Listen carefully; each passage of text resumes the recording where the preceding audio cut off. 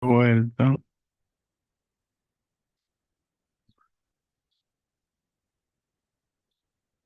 Bien, estamos grabando una nueva eh,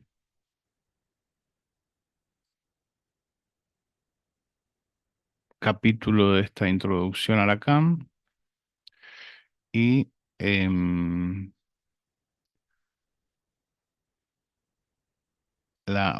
hoy día vamos a hablar del chiste, el grafo 2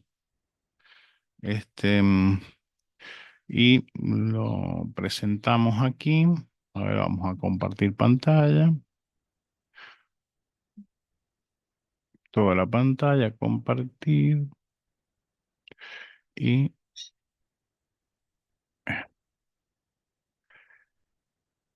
em, a ver, ahí creo que aparece.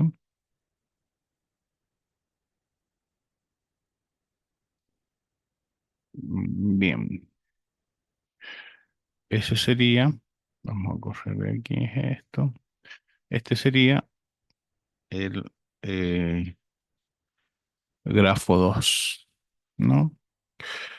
El grafo de las formaciones del inconsciente y del deseo y su interpretación van a guiar de aquí en más nuestras exposiciones. Entonces intentaremos analizar cada uno de los puntos de los desdoblamientos. En una clase anterior nos ocupamos del primer grafo que aparece en el deseo y su interpretación. Hoy trataremos el que aparece en el comienzo de las formaciones del inconsciente. Según el resumen de Pontalis publicado por Nueva Visión, se trata de un grafo adecuado para reflexionar sobre el chiste. Em,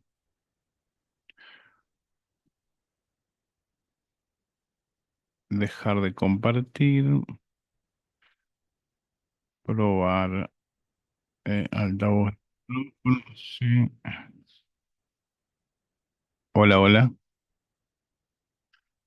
Inicia prueba. Bien. No, es que estaba con la duda de si estaba grabando o no. Si estaba grabando el audio o no. Bueno, se trata de un grafo adecuado para reflexionar sobre el chiste. Lacan dice que el chiste es la forma más brillante bajo la cual Freud indica la relación entre el inconsciente y el significante. Es un grafo que trata de dos estados del significante. Es importante aclarar que no se trata de una línea del significante y otra del significado, sino de dos estados del significante. En la primera línea, delta, delta prima, delta, delta, delta, delta prima.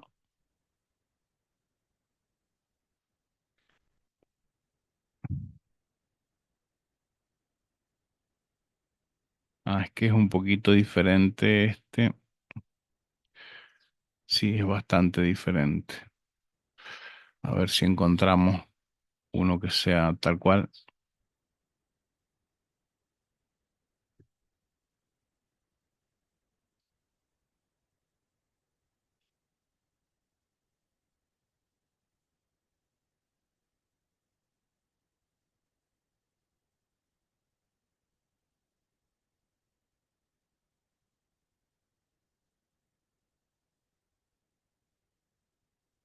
Em,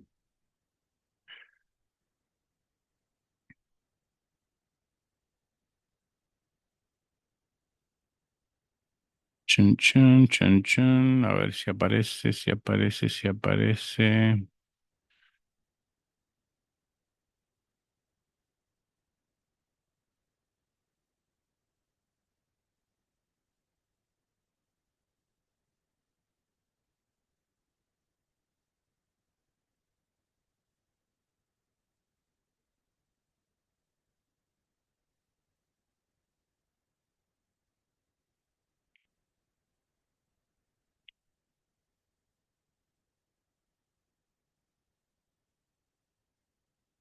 Ahí vamos a ver, abrir. en una pestaña nueva.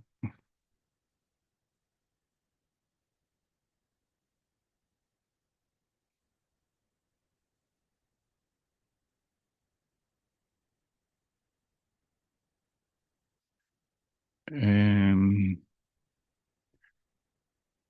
ahí, bueno, de vuelta al mismo porque no apareció otro más mejor escrito. Resulta que delta y delta prima corresponde al uno y al 2. Sería este delta, aparentemente está corridito y debería figurar acá delta, delta prima al final. ¿Sí? Entonces dice, en la primera línea, delta, delta prima, que tiene dirección hacia la derecha,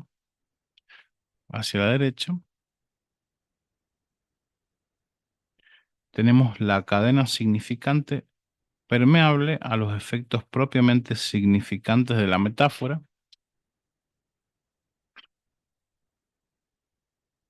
y a la metonimia, figuras que trataremos más adelante. En esta línea se ponen en acto todos los niveles del significante hasta el nivel fonemático, hasta lo que funda el retruécano, el juego de palabras y todo aquello con lo que el analista tiene que vérselas. Como ustedes verán hoy, hay una segunda línea de dirección opuesta, una segunda línea de dirección opuesta. Ambas se cortan en los puntos delta y A. Em, alfa delta, ambas se cortan en los puntos delta,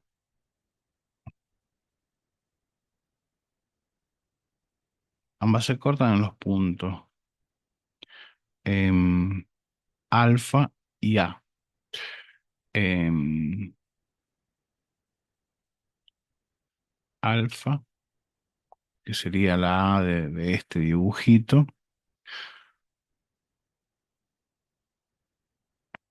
delta, gamma, beta. Entonces, tenemos esta línea, delta, delta prima, esta otra línea que va de alfa a gamma.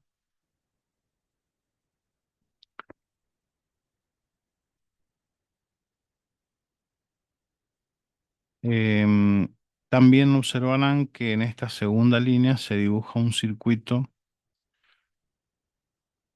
alfa, beta, beta prima, gamma, ¿no? También hay otro circuito que es este, ¿no? Que lo indican las flechitas estas. Em, que es el circuito del discurso corriente común constituido por semantemas. Nos detendremos un momento en los semantemas. Estos se definen y fijan por un empleo. Son puntuaciones ya dadas por el uso mediante las cuales alguien habla y se le entiende. Ujú. Son puntuaciones ya dadas por el uso mediante las cuales alguien habla. Sería, digamos, el lenguaje em, común, eh, donde ninguno de los hablantes trata de especificar demasiado su discurso, ¿no? Eh, entonces, son frases hechas, podríamos decir, ¿no? Son puntuaciones ya dadas por el uso mediante las cuales alguien habla y se le entiende, ¿no? Entonces son frases hechas a partir de las cuales se produce esa eh, ficción de la comunicación, ¿no? Sin embargo, los semantemas no tienen correspondencia unívoca, unívoca con cosa alguna. En este nivel el sentido ya está dado y por eso mismo es donde se produce menos creación de sentido. Entonces, no tienen correspondencia unívoca con cosa alguna. En este nivel el sentido ya está dado y por eso mismo es donde se produce menos creación de sentido. Bien, podríamos decir, sería una especie de discurso, una especie de charla en donde eh, podríamos suponer todo lo que la persona dice, ahorrándonos eh, el, el desglose discursivo, ¿no? Porque está compuesto todo de frases hechas, ¿no? Para ser más claros, o sea, eso tendría que ver con los semantemas, ¿no? Para ser más claros, el viviente parte de delta, de acá, en este 2 que está acá, por eso está delta acá, la corremos un poquito, parte de delta, en dirección al otro, ¿no?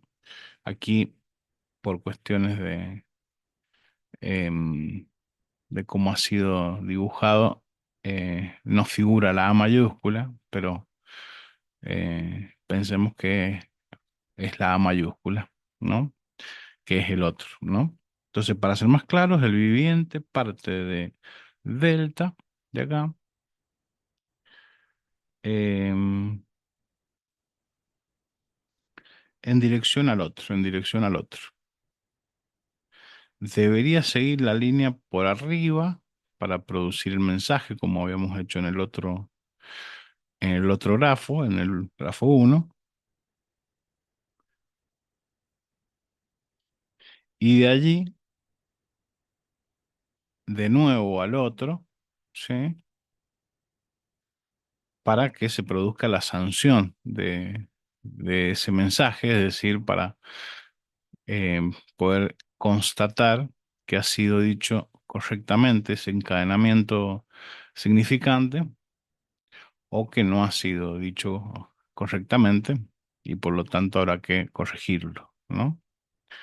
Em, Ahora bien, lo que estamos viendo es que en el acceso al A, en el acceso al A al otro,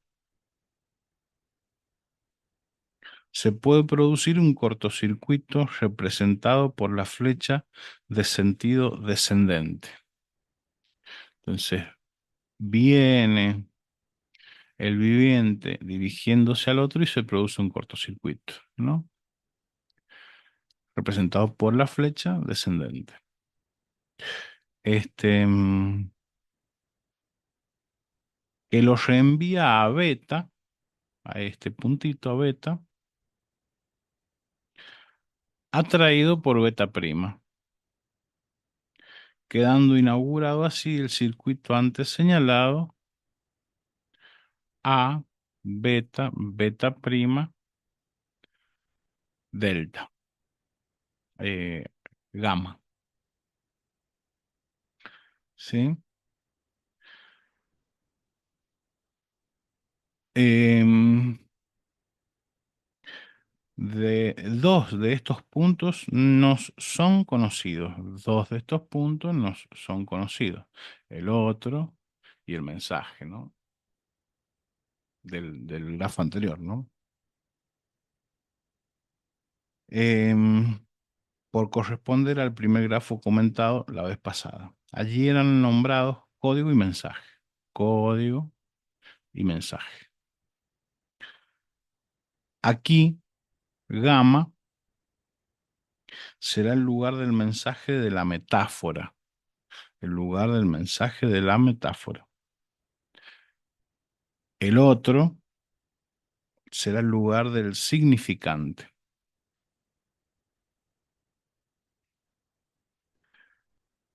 Tesoro de las metonimias, dice Lacan en este seminario. Es el compañero del lenguaje absolutamente necesario. Basta que haya uno solo para que una lengua esté viva sin que haga falta apelar a la conciencia colectiva. Basta que haya uno solo para que una lengua esté viva sin que haga falta apelar a la conciencia colectiva. Incluso si supiéramos, si supusiéramos un Robinson, no haría falta apelar a Viernes para hacer un chiste. Aunque hubiera sido un solo poseedor de la lengua, habría un otro. Aunque hubiera un solo poseedor de la lengua, habría un otro, claro. Habría un otro, el otro con mayúsculas, ¿no?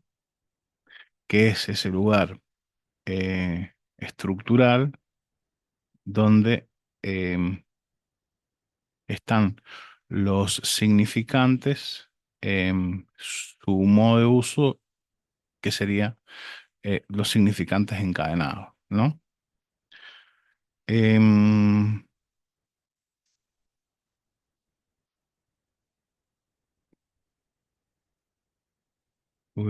Vamos. Entonces encontrarán que en el resumen de Pontalis esto aparece al revés. Nos estamos basando en el seminario. Los puntos nuevos, beta y beta prima, señalan el primero, el yo.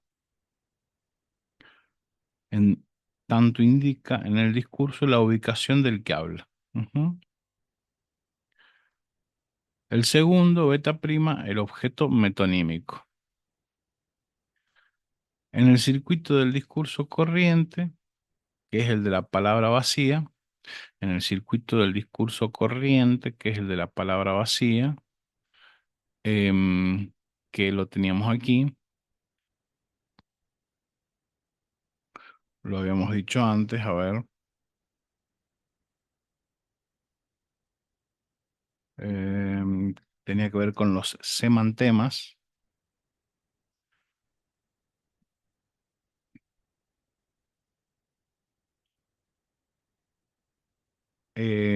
Entonces los semantemas eran frases hechas, dije yo, eh,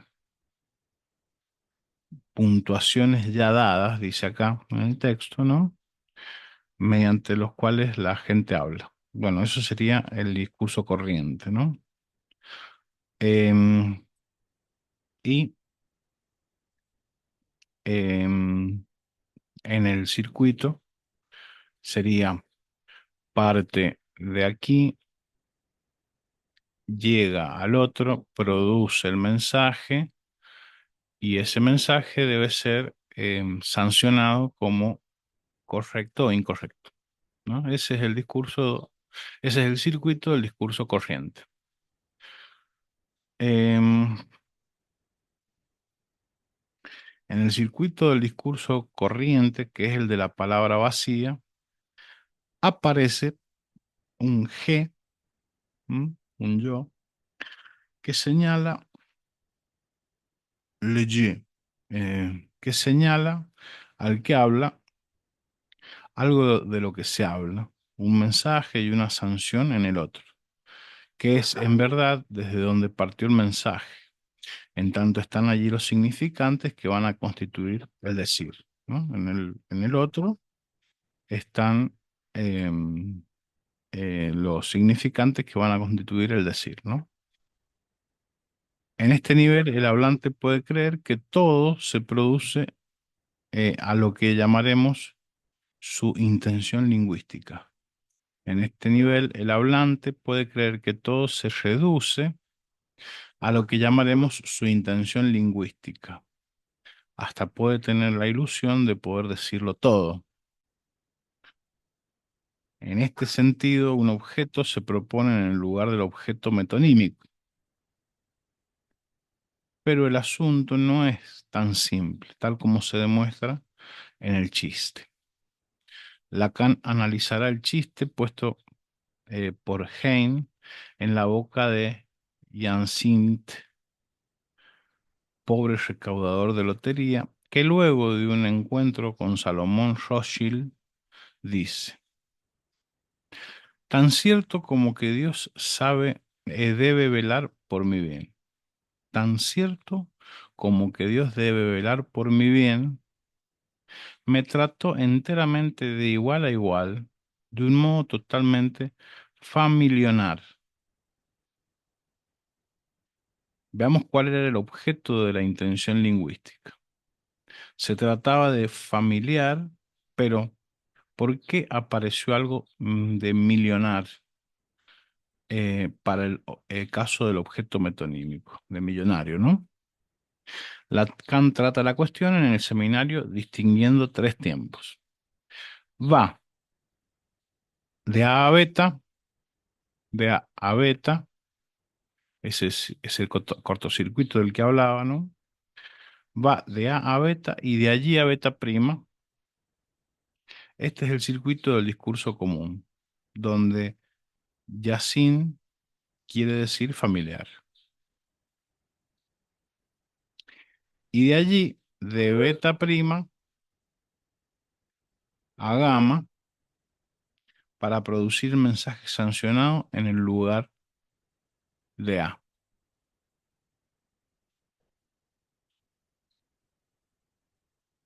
Para producir el mensaje sancionado en el lugar de A.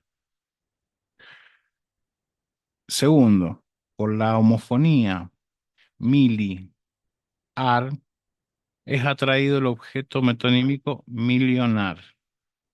Freud lo esquematiza así: famili-ar, mili-on-ar, familionar. Desde el resultado, es esta palabra familiar que no figura en el código, ¿no? Donde el resultado es esta palabra familiar que no figura en el código, claro. Y produce una sorpresa, un estupor, ¿no? Em,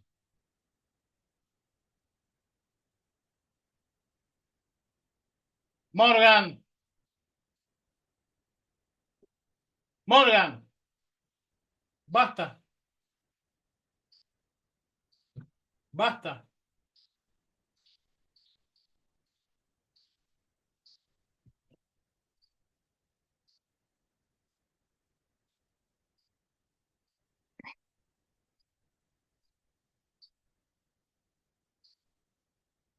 Familiar producido en gamma va hacia A, donde se produce la sanción que retroactúa sobre gamma, lo que aparece figurado en la línea superior del esquema. Entonces, este circuito del hablar corriente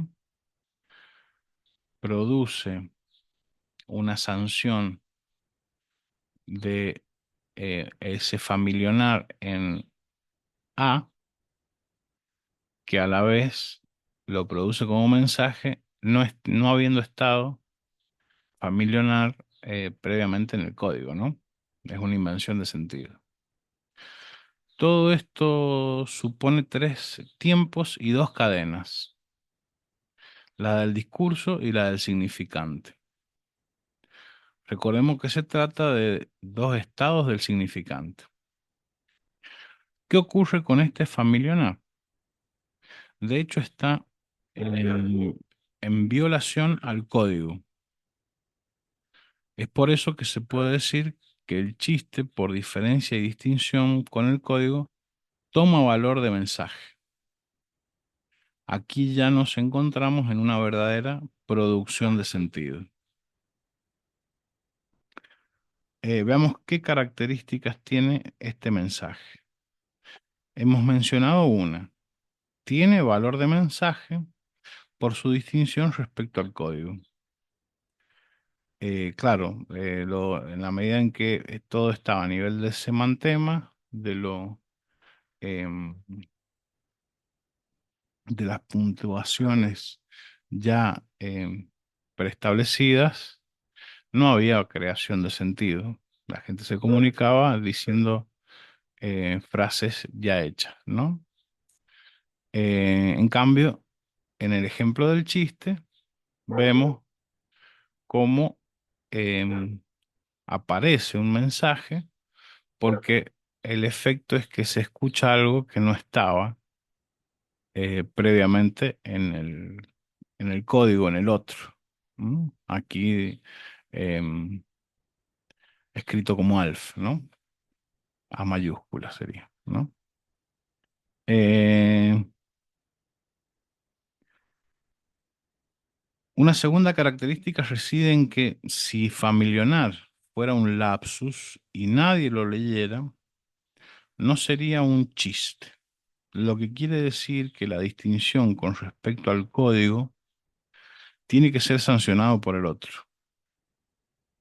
Y en ese mismo acto incluida en el tesoro. Entonces, a la vez que sancionan ese plus de sentido, digamos, lo incluyen en el código. Por último, en el tesoro de significante, código tesoro de significante. Bien. Em, por último, digamos que el chiste tiene cierta relación con la verdad. No es la verdad, ya que es imposible decirlo todo, puesto que siempre algo se pierde, el objeto A, pero tiene que ver con la verdad en tanto dice más de lo que habitualmente se puede decir. Hay una frase de Lacan que dice, ser escuchado más allá de lo que digo, ya que lo que digo no puede en verdad hacerme escuchar. Acá podemos hablar de una palabra verdadera, puesto que hay producción de sentido que nos abre la dimensión propia del inconsciente.